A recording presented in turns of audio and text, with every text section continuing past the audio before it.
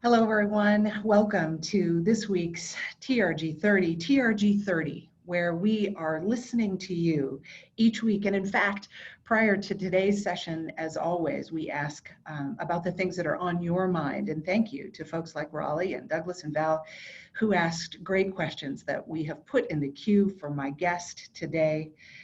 Our listening also resulted in our sort of pulling together these 7 new ways that we see our sector needing to lean in and create bold change for resilience. And several weeks ago, I outlined those, asked you to prioritize them for us. And 76% of you put equity, diversity, and inclusion as one of the top priorities that you see about resilience. This resilience requires this bold change, this bold action, this bold thinking. And so it's with that in mind that I am really excited to introduce you and be with our guest today, Dr. Tony Byers, who is the author of this book, The Multiplier Effect of Inclusion, How Diversity and Inclusion Advances Innovation and Drives Growth. Dr. Byers is perhaps best known for his work where he led the diversity and inclusion work at Starbucks. He renovated and innovated that program with great success and results, but also has a long career, almost 30 years, with multinational companies like Cargill and H.J. Heinz. He also worked as a consultant in this sector. His work challenges some of the traditional lexicon, some of the traditional ways of thinking about diversity and inclusion. We will be talking about that today with him and with you. Dr. Byers, welcome to TRG 30. Welcome to this room full of arts and cultural administrators globally. So glad to have you early in your Seattle morning with us today. Oh, well, thank you, Jill. It's an honor to be here with you and your team. I appreciate the opportunity to at least share a perspective. So hopefully we can have some engaging dialogue. Yeah, I'm sure we will. So, okay, 30 years. Yeah. 30 years of this work. And here we are in July of 2020, a time that none of us has ever seen. So while I have prepared questions, as you know, the most important one I think that we could ask is, what do you see, what do you think today is the most important thing for us to be thinking about and talking about in this room? Wow, that question we had not talked about, which is, I always love questions like that. What's the most important thing that we could, maybe the discussion we're going to have today is the most important thing that we could be talking about at this time. It's like, it's really boils down to asking ourselves a question similar to, so what are we going to do, right? And really wrestling with that question to come up with an answer to talk about how we create change for not only our organizations, but our community and the country and the world as a whole. So this is a time, I think, of deep reflection for a lot of people. And what I'm hoping is that the reflection doesn't take an extended period of time, that we get to a point where we have some thoughtful solutions to what's troubling us right now today. Yeah, action. Action is a part of the call. And it's been part of your priority, I know, since the very, very beginning. I want to talk about definitions for a minute, because they captured my attention the way that you framed it in this book that I picked up, as you know, a couple of years ago and enjoyed then and enjoyed the reread now. But you have a specific definition that has 2 prongs of diversity. You have a definition of inclusion that is a verb different than belonging. Can you just set up some definitions for us from your perspective to start? Yeah. I'll give it a shot. So definitions are always the most challenging thing. Like, how do you define diversity? How do you define inclusion? What does it mean to have belonging? And then we keep going. What does it mean to have equity? What does it mean to have justice? And so because people spend a lot of time trying to define all the words so that it makes sense to their reality so that they feel like they can act on it, I try to pare it back a little bit and say, how do we just make it simple? And so when we think about diversity, there's been a lot of research on this, but there is the dimensions of diversity, and there is what we call like a diversity wheel. People might have seen it as a diversity iceberg, but there are primarily two types of diversity. There is what the Center for Talent Innovation says is D1 diversity, and these are inherent type dimensions of who you are as an individual. So those things can be related to your age, your race, your ethnicity, your abilities, your sexual orientation, gender, kind of inherently those things that make you who you are. And then there are those D2 or external dimensions of diversity that take place from when you interact in society as you move through your life. Things change for you, and those things change your perspective. So you might think of marital status, or you might think of your educational background, the neighborhood you grew up in, or your religious background, whatever those things are. Those things become, just through your interaction in society, they shape the way that you'll see the world situations in other people, as well as D1. So when we think about diversity, the important thing to understand about diversity is, if you want to make it real simple, the definition is called the quality or state of being different. For me, I like to say, so you talk about diversity in terms of anything. You talk about diversity of cars in the parking lot, diversity of shoes on people's feet. But I like to just try to make it simple and say diversity is who we are. You know, whatever that identifying thing for you, or those identifying markers for you, who you are makes up your diversity. And then when I think about inclusion, I go in to think about inclusion, and I look at it differently. Inclusion, I say, is it's practicing of certain behaviors that are required to affect the ways in which people feel involved, respected, valued, and then they're growing. So diversity as a noun describes who you are. Inclusion as a verb describes what we do, or in many cases fail to do, to create an environment where people are involved, respected, valued, and growing. So if you want to make it simple, one describes who you are, the other describes what you do. Both of them have to happen in order for us to create the change that we desire to see in our organization. So those are the kind of that simple definitions of the way that I think about it. Yeah, good. So in your book, in conversations with you, you focus a lot on leaders. Yeah. And leaders setting the tone. And this notion of belonging and inclusion, you know, they're different. It's one thing to come onto a team and feel like you belong on that team. That's a thing. Right. It's another thing to feel like your perspectives that are different, for whatever D1 or D2 reasons, are able to be heard. Yeah. And you said there are some behaviors that leaders and cultures probably, but people, individuals, that's the thing you said to me. I care a little bit less what I think. Jill, what are you prepared to do?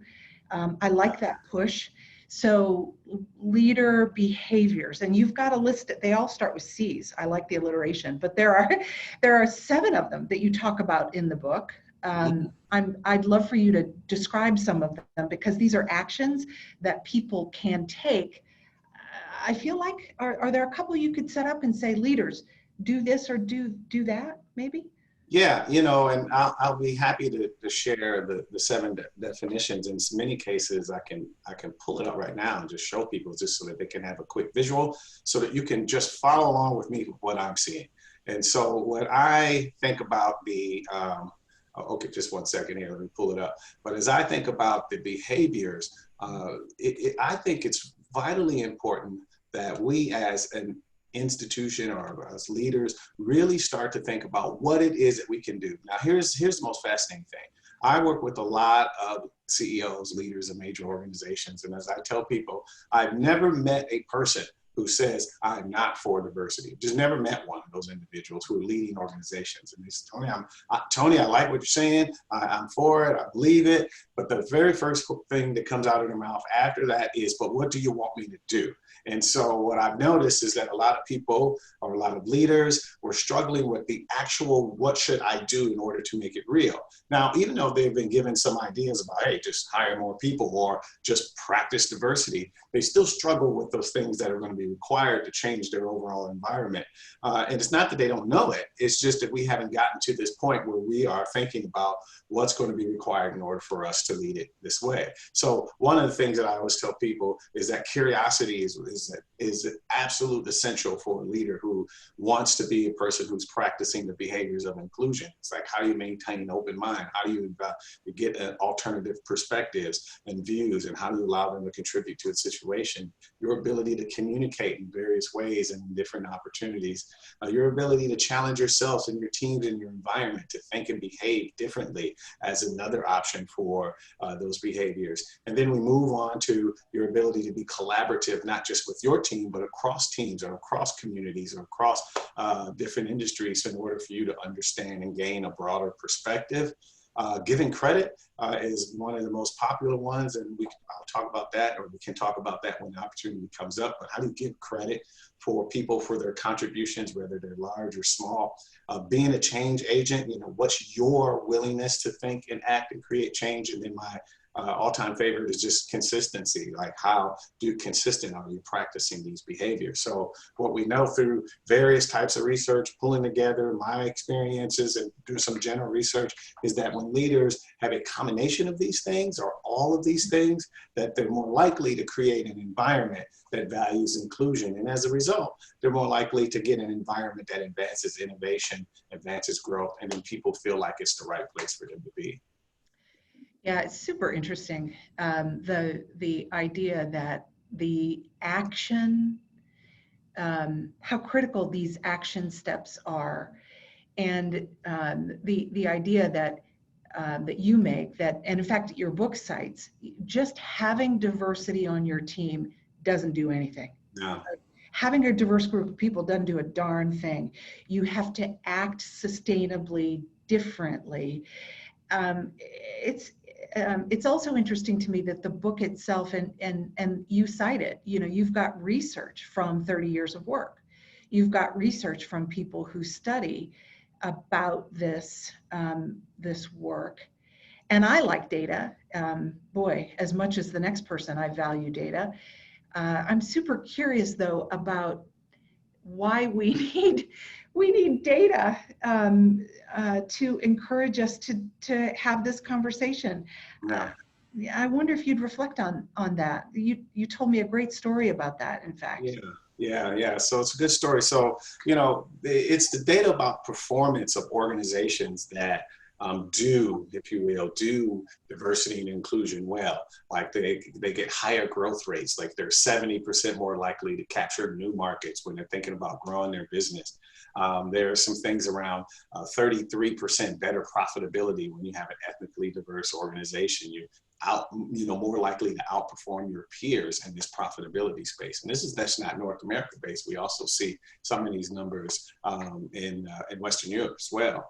75% faster time to market, 19% better innovation, 87% better decisions in terms of decisions, how it impacts the business, 87% impact on performance. So when I share this type of information with leaders, what they are quick to point out is, Tony, how do I get that, right? How do I get those type of benefits that we said for our business, because we're trying to grow inside of our organization so that we can be seen, or so that we can reap some of those benefits. But here's the real sticky point.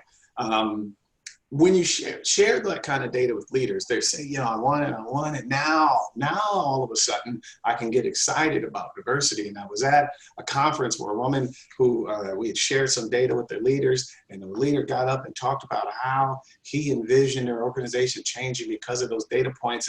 And now, all of a sudden, he was at this place where he says, we should really start to think about this diversity and do this a little bit better or do it more. And her comments were simple and profound. So I like to say simple profundity. Yes, I did make that up. But what they say is that, she said is that, why is it that you have to have a business case in order to treat me and value me as a person? And that has stuck with me. It wasn't that long ago. But we hear this all the time. Well, what's the business case for diversity? What's the rationale? Besides being the right thing to do, why should I spend money or efforts in it? But why? So why is it? Think about that question. It's really deep. Why do you need a business case in order to treat people value people, be fair towards people, be equitable? Why does it have to have a business case for you to do that?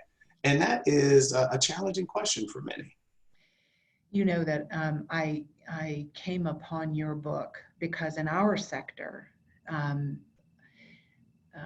there's a need to, in most organizations, for the sustainable long-term resiliency of the sector. There's a need for our organization's audiences to reflect our communities. And I got the question often, we did at TRG, Jill, some years I can't make payroll marketing to my existing audiences. How on earth am I going to do this work that feels to me like the long game, feels to me like it's going to cost more and take longer time? And so I started looking for a case to be made. And I found it in your book and another one, the diversity bonus that you're familiar with. And yet, I have had my own blinders on.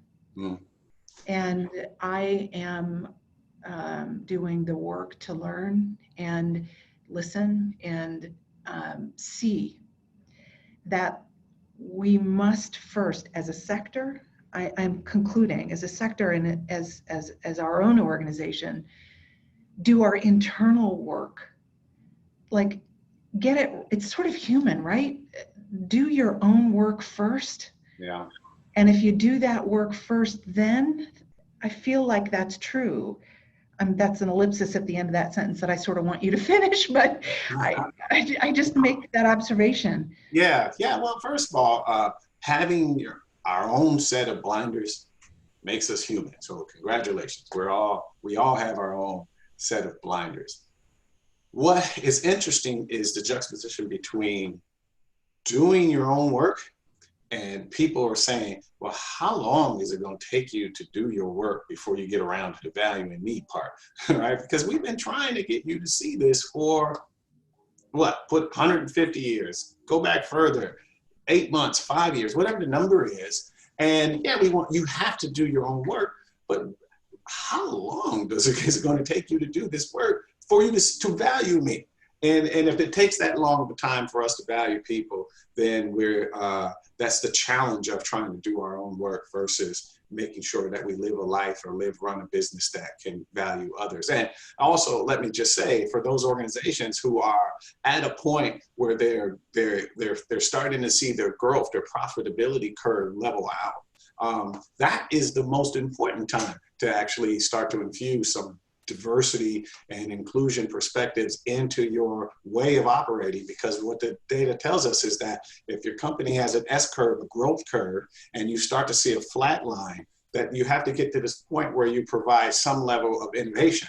And where that innovation will best come from is not looking around the table and saying, is everybody around there just like me, thinks like me, went to the same school, trained the same way that I was. It's looking around the table that says, who can bring us a perspective that is going to innovate where we are so that we can experience a new growth curve? And so the real magic, if you will, to creating innovation and inclusion is the leader's ability to understand that by having it, I can actually think outside of the box and get that new growth curve. When companies are at the beginning of the growth curve, they're comfortable. When it comes time, your competitors are out, we can see stuff on Zoom now. Oh, well, now we want to get creative. Well, we should have been thinking that way the entire time. Yeah. Okay. Stephen has joined us, which means it's time to engage the people in the virtual room. Stephen, take it away. Thank you. Lots of questions coming in. So please do submit them at Q&A. We'll take as many as we can. This first question skips straight to data, interestingly. Yeah. What metric or change should we be looking for to indicate the arts field is doing diversity and inclusion well? Well, I imagine arts is a really broad subject, but a category. So I imagine each industry or each category, area of specialty probably will have different measures or markers of success. But you're definitely going to have to at least start with, what's my workforce representation?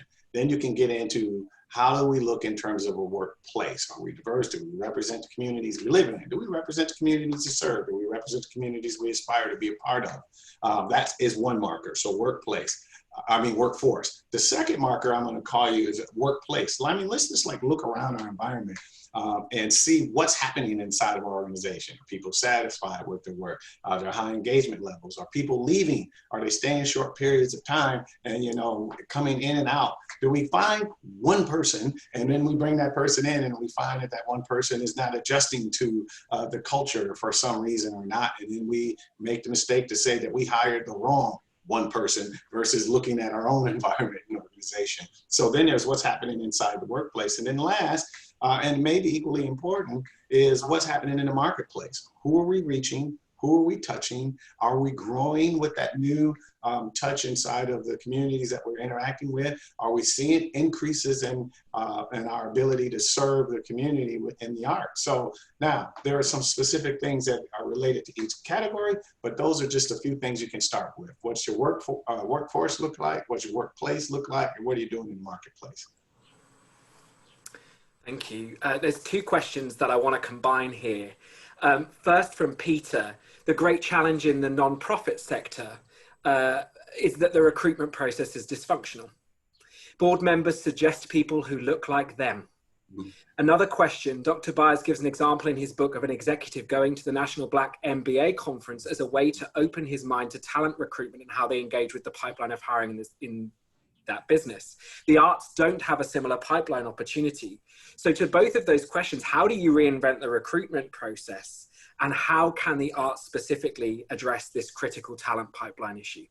Yeah, thanks for those questions. And I got to believe there are people who have been trying to highlight opportunities for us to do the recruitment aspects in the arts better than I am going to be able to highlight here right now. So I don't want to pretend to be the overarching expert. So the question is, I gotta believe that there are opportunities where there's industries where you can go and engage and interact with diverse professionals inside of arts. I mean, I can talk about schools.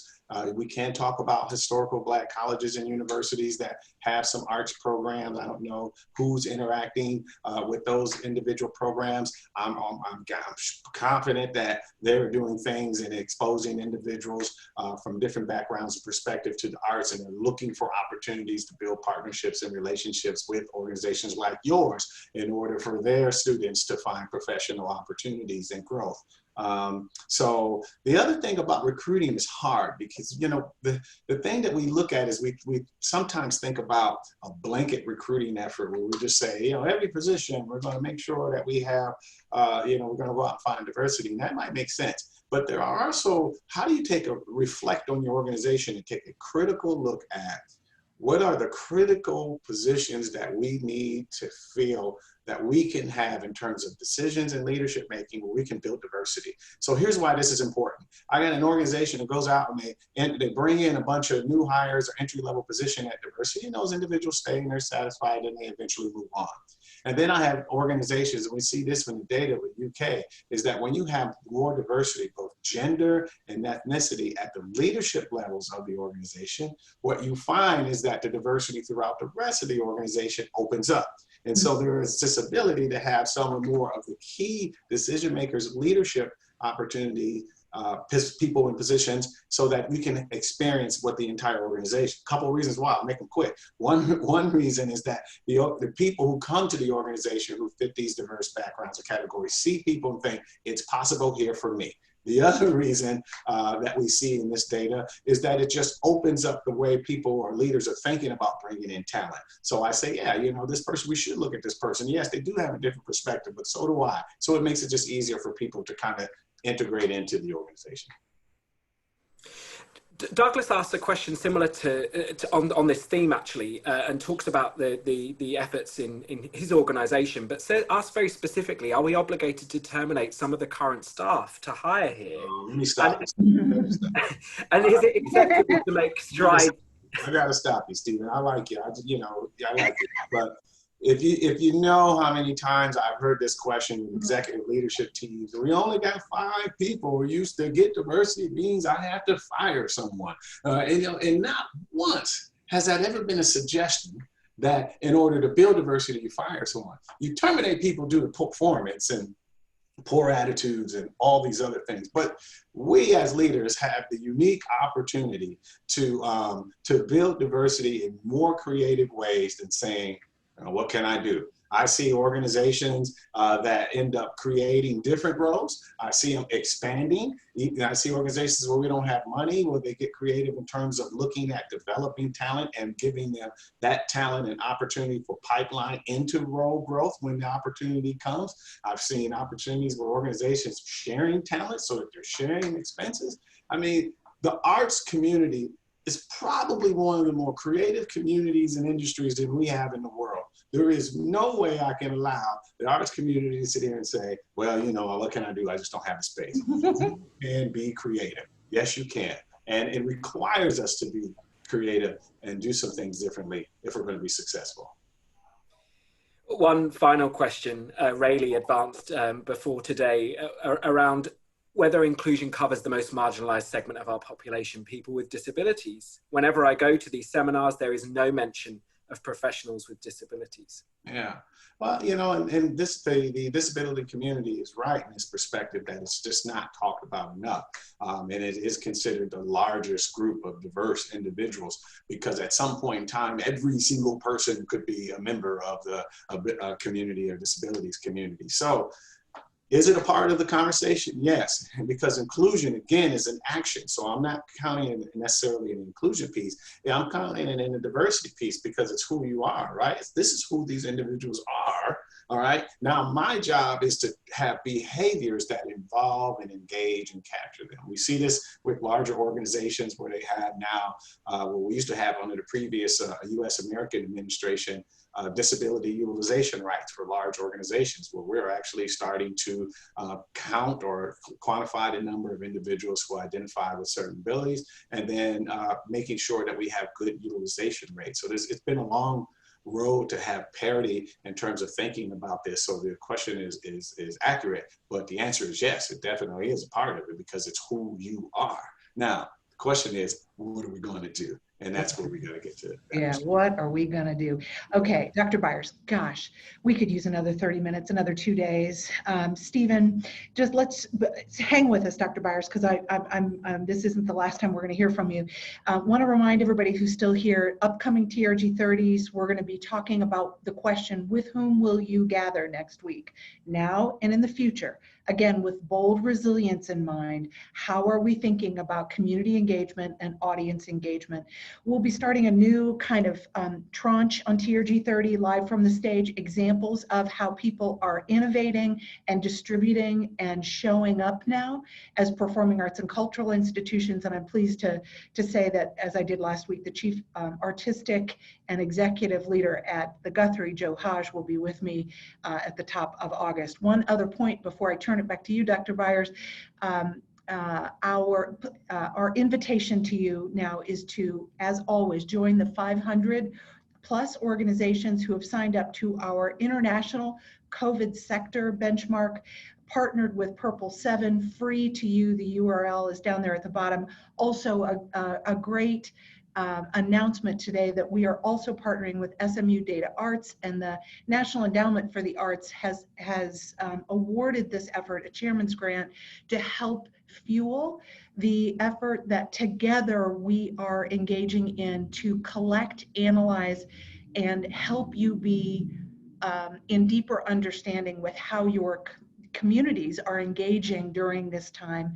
As always, give us feedback about TRG 30. And as we head out here, the last 60, 90 seconds to you, Dr. Byers, give us something to inspire our courage, something to take with us as we head out the door today.